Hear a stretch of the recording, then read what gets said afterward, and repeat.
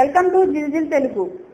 ప్రేమికులపై జరుగుతున్న దాడులను ఖండిస్తూ కొచ్చిలో వినూత్న నిరసన చేపట్టారు. తుమ్మనాలు నినాదాలతో కొచ్చి బీచ్ లో వెరైటీ ప్రొటెస్ట్ చేశారు.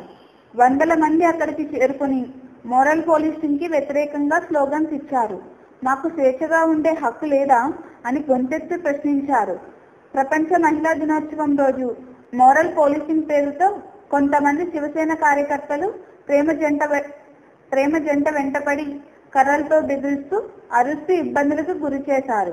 అది కాస్త బయటపడడంతో ప్రేమికులంతా ఏకమయ్యారు. ఇదే ఏడాది ఫిబ్రవరిలోనూ శివసేన కార్యకర్తలు ప్రేమికుల రహస్య వీడియో తీసి యూట్యూబ్ లో అప్లోడ్ చేశారు. దీంతో ఆ యువకుడు మనస్తాపం చెంది ఆత్మహత్య చేసుకున్నాడు.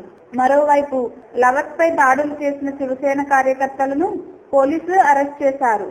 అటు శివసేన పార్టీ కూడా ఆరోపణలు ఎదుర్కొంటున్న 6గురిని పార్టీ నుంచి సస్పెండ్ చేస్తున్నట్లు ప్రకటించింది.